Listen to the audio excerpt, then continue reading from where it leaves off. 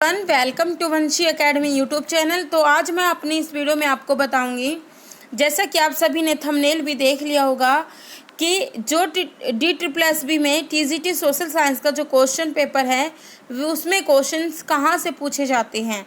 जैसे कि आप सभी को पता है DSSB में TGT की वैकेंसी निकली है, तो उसमें सोशल साइंस की भी पोस्ट है। क्वेश्चंस कहाँ से पूछे जाते हैं और कैसे आपको तैयारी करनी है, मैं कुछ यहाँ पे टिप्स एंड ट्रिक्स आपके साथ शेयर करूँगी। तो अगर आप ऐसे तैयारी करोगे तो आपके अच्छे मार्क्स आ सकते हैं, आपका सिलेक्शन जो है TGT सोशल साइंस में हो जाएगा। तो शुरू करते हैं अपनी इस वीडियो को। देखो, आप सभी को पता है, अगर आप सोशल साइंस के टीचर बनना चाहते हो तो आपको NCERT जो है आपके लिए बहुत ही इम्पोर्टेंट हो जाती है। आपको पता है UPSC वाले बच्चे भी जो है अंडरस्टैंडिंग बनाने के लिए NCERT ही पढ़ते हैं। और जैसे कि आप तो टीचर ही बनने जा रहे हो, ठीक है। टीचर बनने के लिए जो है क्वेश्चन जो पूछेंगे, जो आपसे क्वेश्चन पूछे जाएंगे वो NCERT से ही पूछे जाएंगे, इतना तो आपको पता ही है, ठीक है। क्योंकि CTET भी है, जो CTET में जितने क्वेश्चंस आते हैं ना, सारे NCERT में से ही उठ कर आते हैं। तो आपको सबसे पहले क्या करना है, सबसे पहले आपके पास सिलेबस होना चाहिए। जैसे कि आपको पता है TSSB जो है सब्जेक्ट का सिलेबस नहीं देती है, सब्जेक्ट में वो टॉपिक नहीं बताती हैं। तो इसके लिए आपको क्या करना है, आपको सबसे पहले आपको प्रीवियस ईयर क्वेश्चन देखने हैं। पहले अगर मैं टिप्स बताऊं अपनी, आपको प्रीवियस ईयर्स के जो है क्वेश्चन पेपर है वो देखने अच्छे से, कम 3-4 जो है आप देख लीजिए। क्योंकि लास्ट टाइम भी हुए थे 2018 में 1-2 शिफ्ट के जो भी आपके पास अवेलेबल, और उससे पहले के, तो क्वेश्चन पेपर आप ज़रूर देखिएगा। उसके बाद क्या करना, क्वेश्चन पेपर देखने के लिए क्यों बोला, इसके बाद अगर आप NCERT पढ़ोगे ना क्वेश्चन देखने के बाद, प्रीवियस ईयर क्वेश्चन के बाद, तो आपको पता चलेगा कि ये क्वेश्चन जो है यहाँ से पूछा गया था। तो इसके लिए आपको क्या करना है, फिर उसके बाद आपको NCERT पढ़नी है, ठीक है। आपको पढ़नी है 6 से 10 तक, 6 से 10 तक पढ़नी है। और कौन सी वाली बुक पढ़नी है वो भी मैं बता देती हूँ, जो इम्पोर्टेंट आपके लिए रहेगी। आपकी जो है, आप हिस्ट्री और आप जियो, ये 2 ज़रूर पढ़ो। अगर आप सिविक्स के नहीं पढ़ते तो भी काम चल जाएगा, वो दूसरी मैं हेल्प बुक बताऊँगी आपको, उसमें से भी सिविक्स की प्रिपरेशन आपकी हो जाएगी। तो हिस्ट्री और जियो की तो आप 6 से 10 तक, और अगर हिस्ट्री की हो सके तो 11-12 की भी पढ़े, क्योंकि 11th में आपके वर्ल्ड हिस्ट्री का बहुत ही इंपॉर्टेंट क्वेश्चंस वहाँ से बनते हैं 11th की बुक से। 12th में आपका सारा इंडियन जो है हिस्ट्री है। तो ये आप हिस्ट्री ज्योग्राफी की जो है बुक्स आपको रीड ज़रूर करनी है। मैंने अपने चैनल पे भी डाल रखी है NCERT की जो है 9th क्लास की, 6th की और 8th की। अभी मैं 12th तक ही करवाऊँगी, चल रहा अभी प्रोसेस। तो NCERT जब अच्छे से पढ़ लो, एक बार रीड नहीं करनी कि आप सिर्फ एक बार रीड करोगे, कम से कम 3 टाइम्स उसको पढ़ो। 2 टाइम्स पढ़ने के बाद 3 टाइम्स जब लास्ट बार आप पढ़ोगे ना, तब इसके नोट्स बनाने, इंपॉर्टेंट जो है पॉइंट आपको दिखे तो उनके जो नोट्स बनाते चलना है।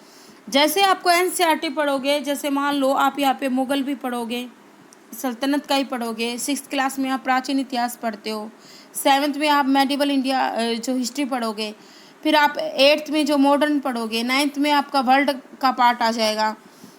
तो जैसे आप पढ़ रहे हो, मान लो आपने इंडस वैली सिविलाइजेशन के बारे में पढ़ा, जो कि आपका 6th में है इसके बारे में, तो आप उसको ना थोड़ा इंटरनेट पे उस पर सर्च करो उसकी टॉपिक को, तो उसको थोड़ा एडवांस लेवल पे भी पढ़ो। आप मुग़ल पढ़ रहे हो, मुग़ल में आपको बताया गया, वहाँ पे अंडरस्टैंडिंग आपकी बनाई गई है, तो मुग़ल को आप इंटरनेट पे जो है थोड़ा सा रिसर्च करके उसको थोड़ी उसकी डेप्थ में उसके जाओ, ऐसे ही आपकी प्रिपरेशन हो जाएगी। उसके बाद आप नोट्स बनाओ। उसके बाद एक और बुक बताती हूँ, जब आप NCERT अपनी पूरी कर लो, साथ भी आप लेके चल सकते हो, तो लूसेंट की जो बुक है ना बहुत अच्छी है। लूसेंट की बुक से ना हिस्ट्री वाला पार्ट ना अच्छे से पढ़ो, कम से कम ये भी आपको ना 3 टाइम्स पढ़नी है, ठीक है। लूसेंट की जो हिस्ट्री का पार्ट है वो 3 टाइम्स आपको पढ़ना है। देखो, सिलेक्शन पाना है, मेहनत तो करनी पड़ेगी, बिना मेहनत के सिलेक्शन तो ऐसे होता नहीं है, लेकिन उसके लिए मेहनत करोगे, कुछ आपकी अंडरस्टैंडिंग बनेगी, आपको अच्छा भी लगेगा। NCERT लूसेंट 3 टाइम्स पढ़ने के बाद फिर आप प्रीवियस ईयर्स के जो क्वेश्चन पेपर थे वो फिर देखो, फिर आप देखना कितने सोल्व आप कर रहे हो, कितने आपको आते थे, फिर आपको पता चलेगा। उसके बाद जो मैं लास्ट आपको बताऊंगी प्रैक्टिस सेट के लिए बताऊंगी। जितने उसके अगर आपने पूरी तैयारी कर ली है, सिलेबस एक दो बार आपने रिवाइज भी कर लिया, पूरा करके आप प्रैक्टिस सेट लगाओ, जितने हो सके उतने मॉक टेस्ट है, प्रैक्टिस सेट आप लगाओ। फिर बात आती है टीचिंग मेथडोलॉजी की, क्योंकि आपके इससे भी क्वेश्चन 15 क्वेश्चन के आसपास, 10 15 20 के आसपास पूछे जाते हैं, तो इजी होते हैं, कोई दिक्कत नहीं है। आपको इंटरनेट पे जो है बहुत सारे आपको सोर्स मिल जाएंगे इसके, वहाँ पे आप क्वेश्चन लगा सकते हो टीचिंग मेथड के। थोड़ी आपकी जो विद्या है सोशल साइंस की वो अच्छे से पढ़ लेना, टीचिंग मेथड जो है एसएस का वो आप अच्छे से पढ़ लेना, ठीक है, और क्वेश्चन अपने लगा देना। अगर आप ऐसे पढ़ोगे ना आपका सिलेक्शन पक्का है।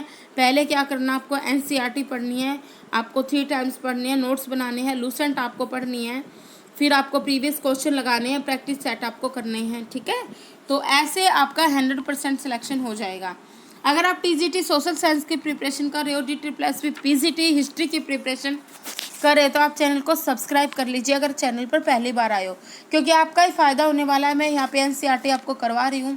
आपको मेरे पास प्रीवियस ईयर क्वेश्चन पेपर है, मैं उनसे देखती हूँ कि कैसे आपके क्वेश्चन पूछे गए थे, मेरा एक्सपीरियंस जो है, और आपको मैं बताती हूँ। आपको जब एनसीईआरटी करवाती हूँ तो मैं ये भी बताती हूँ यहाँ से आपका क्वेश्चन पूछा जाएगा।